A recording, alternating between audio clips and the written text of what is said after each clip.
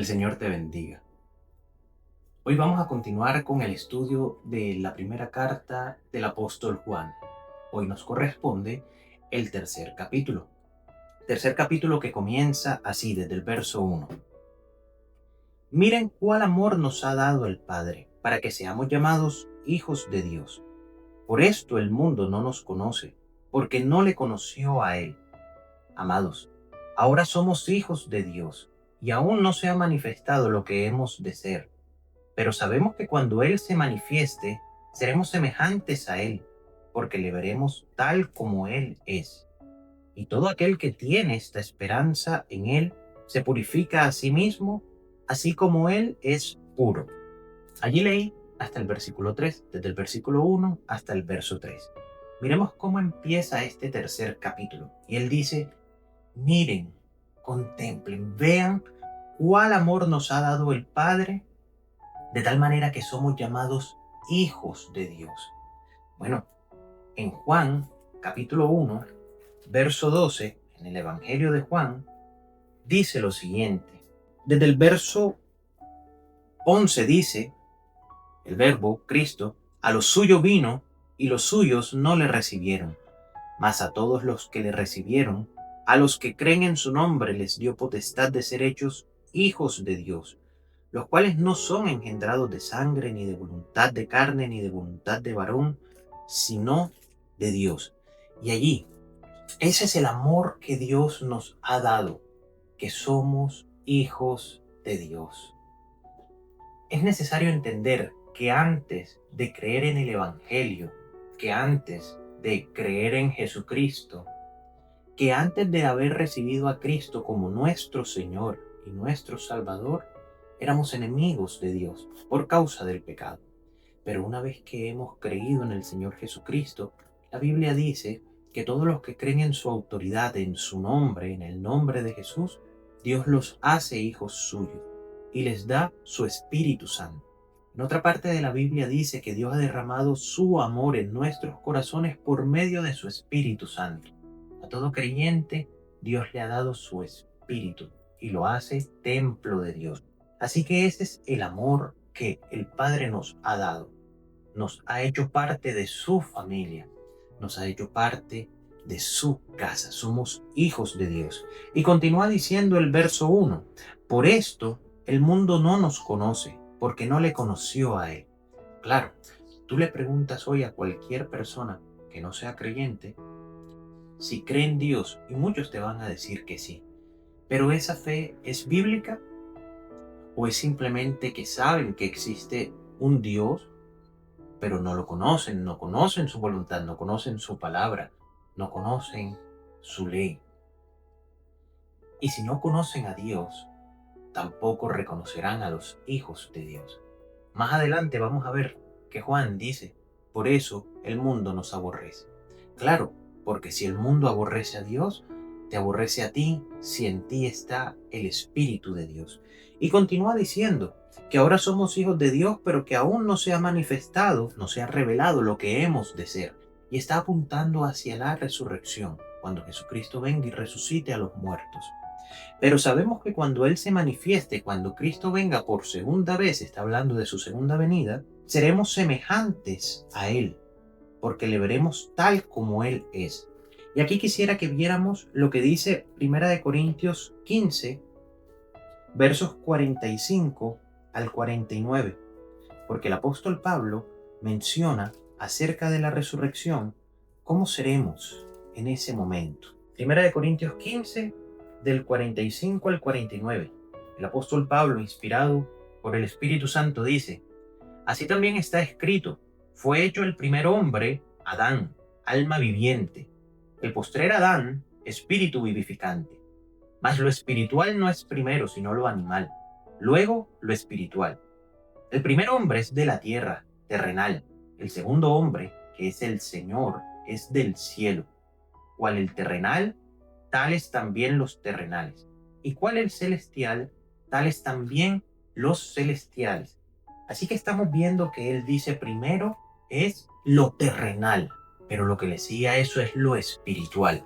Y nosotros vemos cuando Cristo resucitó, que Él resucitó con carne, y con hueso, pero era distinto a antes de que muriera. Él seguía siendo una persona, pero en un cuerpo glorificado.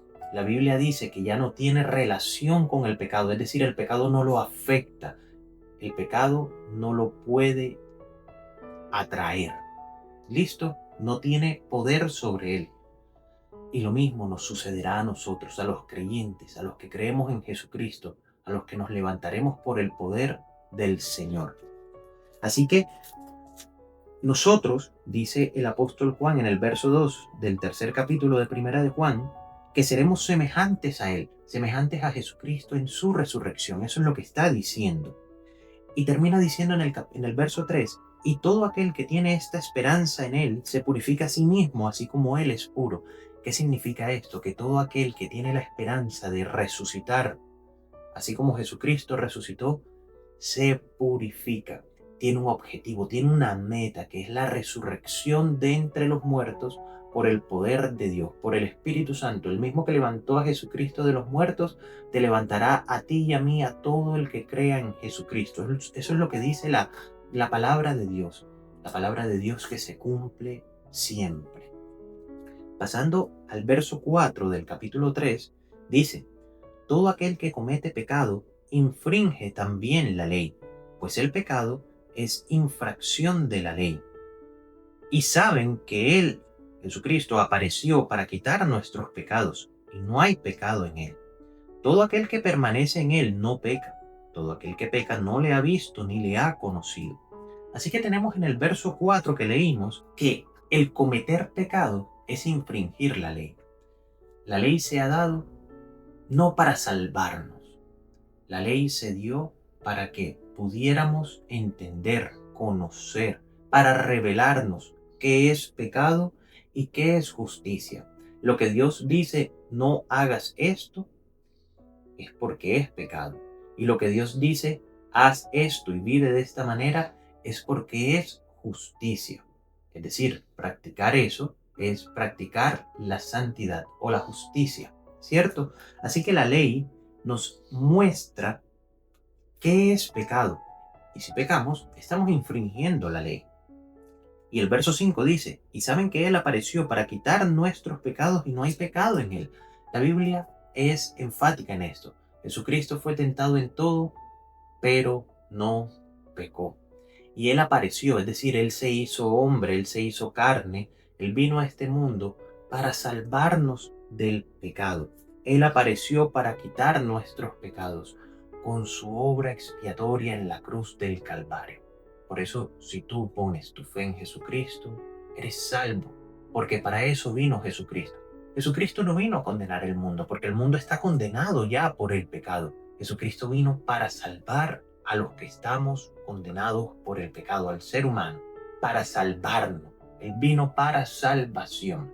Y el verso 6 dice, todo aquel que permanece en Él no peca. Todo aquel que peca no le ha visto ni le ha conocido.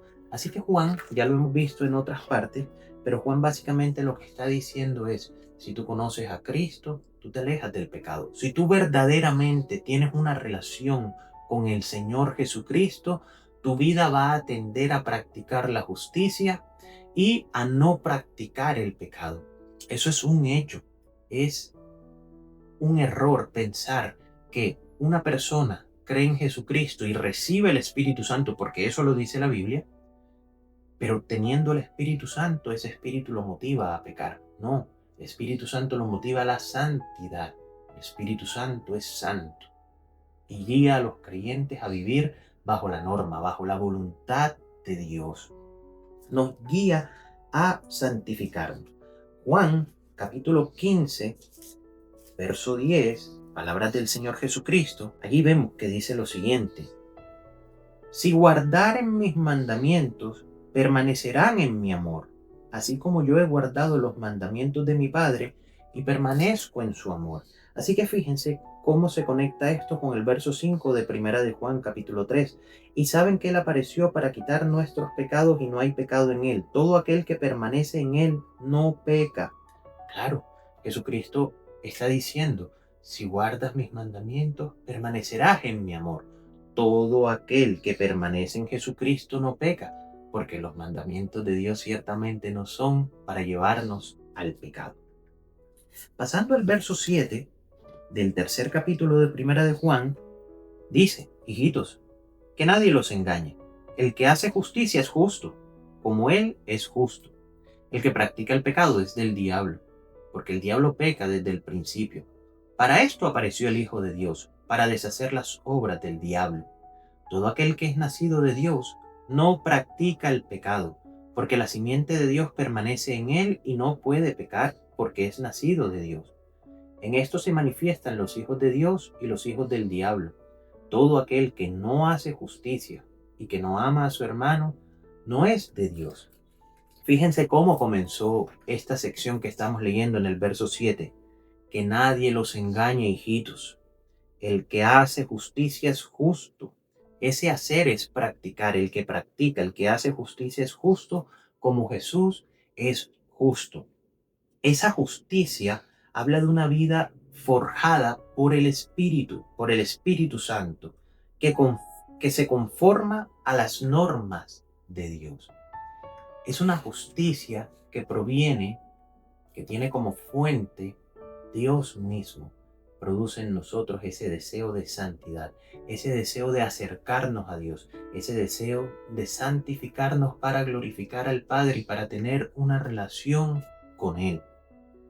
Y el verso 8 es un poco fuerte, pero es una realidad que muchas veces no queremos aceptar. El que practica el pecado es del diablo, porque el diablo peca desde el principio. El que practica la justicia es de Dios. Pero tenemos que entender algo. Esa práctica de justicia no es algo innato del ser humano, es algo que el Espíritu Santo pone en ti. Cuando crees en Cristo y recibes al Espíritu Santo, el Espíritu Santo empieza a formarte, a guiarte, a dirigirte para que seas conforme a la voluntad del Padre que te salvó. Y el que practica el pecado es del diablo. Dicho de otra manera, te pareces a quien obedeces. Si obedeces al pecado, te pareces al padre del pecado, al diablo. Si practicas la justicia, te pareces al padre de la justicia, a Dios. El verso 9 dice que aquel que es nacido de Dios no practica el pecado. Fíjense, no es que nunca comete un pecado, porque eso sería mentir, ya lo hemos visto en los otros videos que corresponden a este estudio. Pero aquí está hablando de práctica, de algo constante, de una constante en la vida.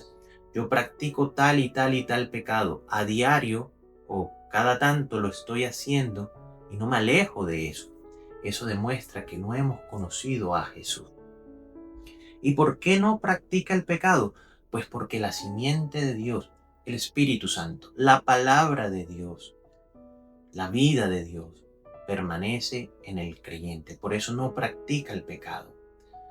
Ha sido hecho nuevo, nueva criatura.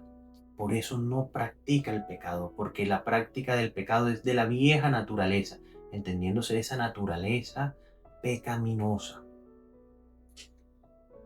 Y terminaba diciendo el verso 10, en esto se manifiestan los hijos de Dios y los hijos del diablo. Todo aquel que no hace justicia y que no ama a su hermano no es de Dios. ¡Wow! Dos indicadores que no pueden equivocarse para determinar quién es hijo de Dios y quién no.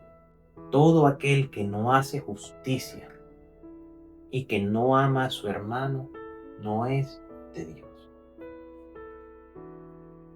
Si no practicamos la justicia que está revelada en la palabra de Dios, la voluntad del Padre, y si no amamos a nuestros hermanos, podemos saber que no somos de Dios, porque el no hacer eso es parecernos al mundo que aborrece a Dios.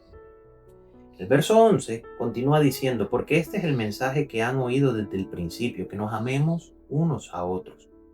No como Caín, que era del maligno y mató a su hermano. ¿Y por qué causa le mató? Porque sus obras eran malas y las de su hermano justas. Hermanos míos, no se extrañen si el mundo los aborrece. Nosotros sabemos que hemos pasado de muerte a vida en que amamos a los hermanos. El que no ama a su hermano permanece en muerte. Todo aquel que aborrece a su hermano es homicida, y saben que ningún homicida tiene vida eterna permanente en él. Así que, ¿por qué dice que este es el mensaje que han oído desde el principio, que nos amemos unos a otros? Sencillamente porque todo mandamiento de Dios está dirigido a enseñarnos a amar al prójimo. Cuando el mandamiento dice, no envidies los bienes de tu prójimo, te está enseñando a amarlo. ¿Cómo lo amas? No envidiando. ¿Cómo no lo amarías? Envidiándolo. No se mientan los unos a los otros. ¿Cómo amas a tu prójimo? No mintiéndole. ¿Cómo no lo amarías? Mintiéndole a tu prójimo. No adulteres. ¿Cómo no amas a tu prójimo? Adulterando, siéndole a tu esposa, a tu esposo, siéndole infiel. ¿Cómo amas a tu esposo o a tu esposa? No adulterando, no siendo infiel, ¿cierto? Los mandamientos de Dios están dirigidos a eso.